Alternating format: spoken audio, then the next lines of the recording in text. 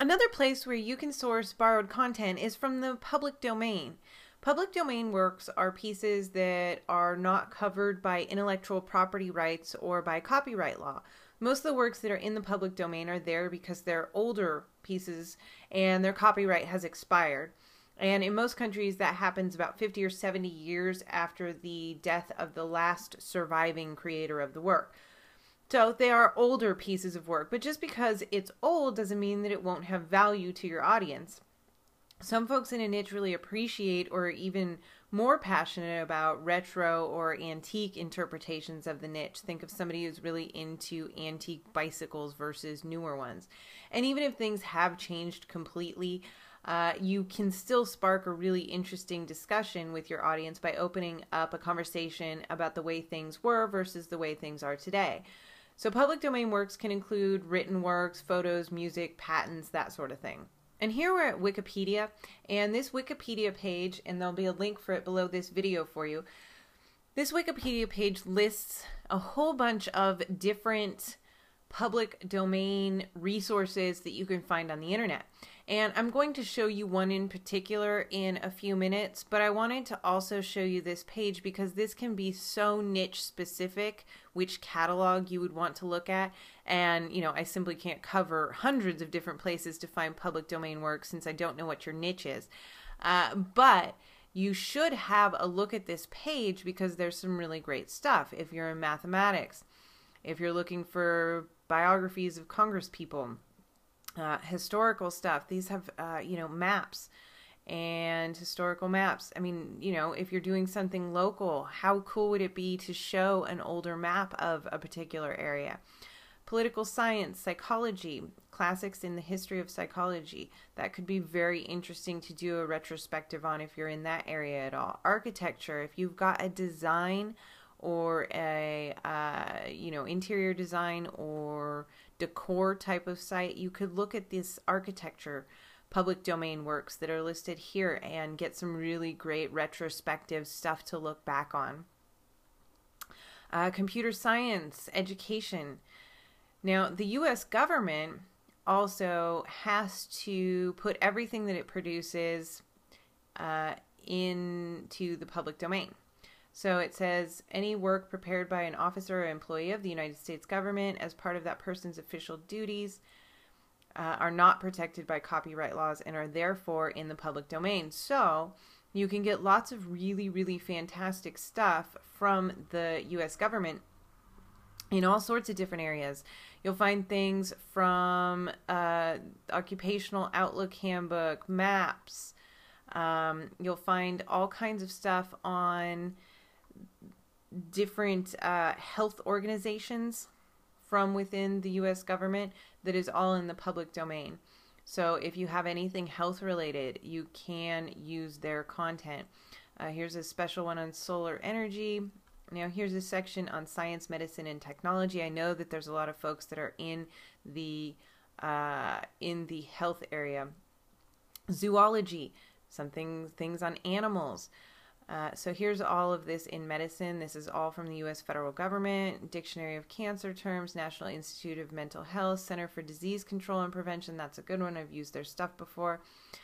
Going on, you can get classics from these different libraries that are available online. Literature from Project Gutenberg, literature from classic texts. And Project Gutenberg has more than just literature as well. It has nonfiction, which is very, very helpful to those of us in niches. We don't always find a lot with fiction. Now, iBiblio is very, very, very good to take a look at. I'm not going to go through it specifically in this video, though, because it says here that all collections on iBiblio are assumed to be in the public domain unless otherwise noted. Check for copyright notices on any material you wish to use. I've used iBiblio a ton of times. It has all kinds of really fantastic content in it, but you do need, like they said, to check the copyright notices on the material that you find there just to ensure that it isn't held under copyright. And rather than go through a demonstration of that and come up with ones that may or may not be under copyright law, you can go there and actually, I'll bring it up quickly for you. So you could do a search, tomato growing, and here's a bunch of different articles and different pieces that people have written about tomato growing. And here's a whole piece that this person wrote, and that the owners of this particular forum have donated or contributed the work of their forum into iBiblio. This particular piece does not have a copyright notice on it, and therefore it could be assumed that it is in the public domain and you can use it on your site. But that isn't just, I can't tell you to go to iBiblio and that everything there is available for you to use. You do need to check. But it's a great resource and something that you do want to check out. This is fully proofread public domain books. It's books on finance, cooking, encyclopedias, mostly public domain. So this is a good collection for nonfiction. And then there's music. You can use the music, and this is kind of off topic, but if you're doing video or audio, you can use some public domain music like this to have an introduction or an end kind of fade out music on your videos or podcasts. And of course, if you're in a musically related niche, that would be of value to you. Here's a bunch of different public domain pieces available within religion, both Christianity, Jewish, Islam, and the occult. And here's some miscellaneous pieces that you can look through and see if any of them are related to your particular niche. So, I mean, if you look at this page from Wikipedia, it's massive. And I cannot imagine any niche where you wouldn't be able to find something in here that relates to your topic and that you can use for your site and for your public domain content. Now I'm going to go over to Project Gutenberg, and Project Gutenberg is probably the most well-known public domain book repository. They have both nonfiction and fiction books, and they're available in different formats, so you can get them formatted in HTML or plain text or that kind of thing. So it's really very convenient. They also have Kindle, iPad, iPhone, and Android downloads so that you can read the books on those particular platforms should you need to. But what we want to look at now is searching the book catalog. So let's look for tomato growing. And I didn't get anything. So now I'm going to shorten it to tomatoes. And I get Tomato Culture, a practical treatise on the tomato. And we'll look at the HTML version of that. This was a book published in 1907. And there's the gentleman with his tomatoes. There's a preface. It looks like it is a 148-page book with topics ranging from botany, history, characteristics of the plant, selection of soil, exposure and location, fertilizers, preparation of the soil, hotbeds and cold frames. So, I mean, I can't imagine that this would be lacking. This is a ton of information for people who want to grow tomatoes, and this would be a great book for that kind of thing. Now, of course, like I've talked about, this is an older work, and as such, some of the things that they're talking about may not be completely up to date. There are probably new methods of fertilization that are available. Perhaps there are new irrigation. Well, of course, there's new irrigation methods available, that sort of thing. That doesn't mean that I can't use pieces of this. So let's go to page preparation of the soil. Let's go to page 46.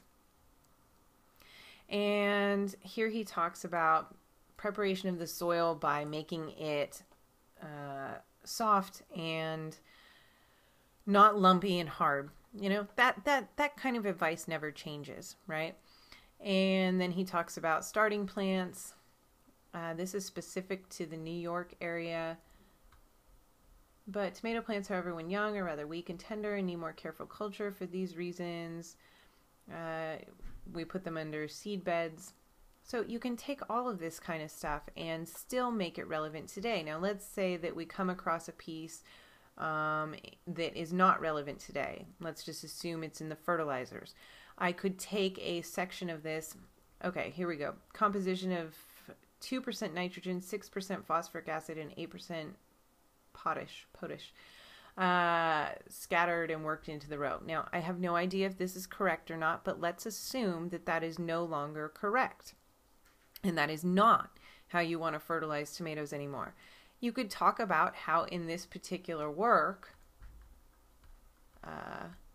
the practical treatise on the tomato, that is how they used to do it. And now we recommend this.